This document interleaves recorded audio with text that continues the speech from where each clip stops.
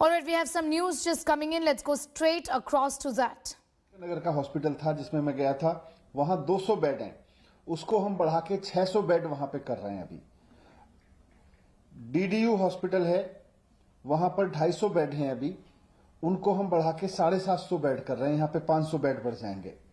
आचार्य भिक्षु हॉस्पिटल है, यहाँ पर 150 बेड हैं, अभी इनको बढ़ा के हम 400 बेड कर रहे हैं, यहाँ पे 250 बेड बढ़ जाएंगे। राजा हरिश्चंद्र नरेला में हॉस्पिटल है, यहाँ पर 200 बेड हैं हमारे पास, हम इसको 400 बेड कर रहे हैं, तो इस तरह से यहाँ भी 200 बेड बढ़ जाएंगे। एलएनजेपी में 1,500 बेड्स हैं, वो सब फुल हैं इस समय, लेकिन हमने इनके साथ अब फैसिलिटीज जोड़ी हैं। अपने एक स्कूल में 125 बेड लगाए हैं और कॉमनवेल्थ सेंटर में 500 बेड लगाए हैं। इन्होंने ऑपरेशन में काम करना शुरू कर दिया है, फंक्शनल हो गए हैं ये। इस तरह से यहाँ भी 1500 से बेड, अब यहाँ भी ज्यादा पेशेंट्स देखे जा सकते हैं। डीआरडीओ का जो सेंटर केंद्र सरकार के सहयोग से, डीआरडीओ के सहयोग से बना है, उसमें 250 बेड्स कल एक ही दिन में भर गए। 4 घंटे के अंदर अंदर 250 बेड्स फुल हो गए। उसके भी 250 बेड्स और मिलने वाले हैं अभी। तो इस तरह से देखें तो हमारे पास में करीब 2700 बेड्स, करीब 2700 बेड्स और जुड़ने वाले हैं कुछ दिन में, अगले 4 से 5 दिन में, 6 दिन में मैक्सिमम 2700 बेड्स की कैपेसिटी और बढ़ा देंगे। तो 6000 से बढ़ा के अभी हमने 19000 की है, और 19000 में अभी ये 2700 बेड्स और जुड़ जाएंगे। करीब 2500 बेड्स इस समय भी दिल्ली के अलग अलग अस्पतालों में खाली हैं। आप ऐप पे देख लें, ऐप पे पूरी जानकारी है किस हॉस्पिटल में बेड खाली है। एक चीज और मैं रिक्वेस्ट करना चाहूंगा कि पैनिक में ना आए, एकदम कोरोना होते ही हॉस्पिटल ना भागें। कोरोना का सबसे बढ़िया और सबसे ज्यादा लोग जो कोरोना से ठीक हो रहे हैं वो होम आइसोलेशन में हो रहे हैं। होम आइसोलेशन में ही रहें। अगर किसी कारणवश बुखार नहीं उतरता है, बुखार ज्यादा आ रहा है या कोई और सिम्टम्स डेवलप हो रहे हैं और आपको खांसी या उस तरह की चीजें ज्यादा बढ़ रही हैं, शिकायत बढ़ रही है, डॉक्टर से कंसल्ट करके आप हॉस्पिटल जा सकते हैं।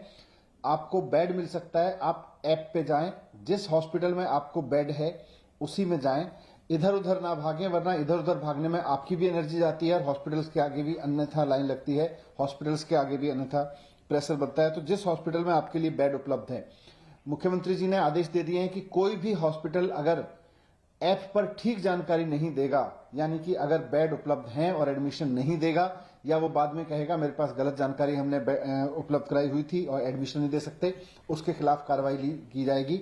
2 हॉस्पिटल्स के खिलाफ कार्रवाई पहले भी कर चुके हैं। फिर से कहना चाहूंगा, पैनिक ना करें। एक और चीज जो मैंने नोट की है, मैं हॉस्पिटल्स में गया हूं, पेशेंट से भी मिला हूं और अटेंडेंट से भी मिला हूं जो बाहर खड़े हुए हैं। कोविड के समय में सारे डॉक्टर्स बहुत मेहनत कर रहे हैं, अपनी जान पे खेल के मेहनत कर रहे हैं।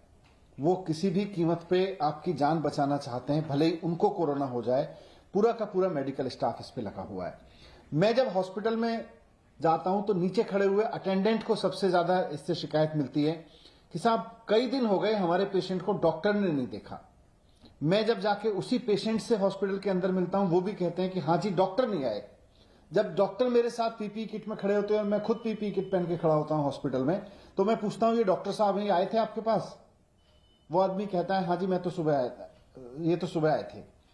अब क्योंकि पीपीई किट में डॉक्टर की पहचान नहीं होती, पेशेंट को लगता है कि जो व्यक्ति मेरे पास देखने आ रहा है, और ये गवर्नमेंट और प्राइवेट दोनों जगह से मुझे अटेंडेंट से शिकायत मिल रही है कि साहब हमारे हॉस्पिटल में हमारा पेशेंट भर्ती है, डॉक्टर ने उसको देखा नहीं है।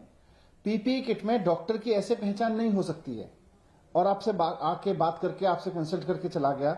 आमतौर पे पेशेंट को लगता है कि ये कोई जनरल अटेंडेंट होगा, जनरल ड्यूटी असिस्टेंट होगा, वो आके मेरे से हालचाल पूछ के चला गया है। डॉक्टर आके पूरी दवाई लिख के जाते हैं, बता के जाते हैं, चेक करके जाते हैं, रिपोर्ट करके जाते हैं। उनको पेशेंट को कई बार समझ नहीं आता।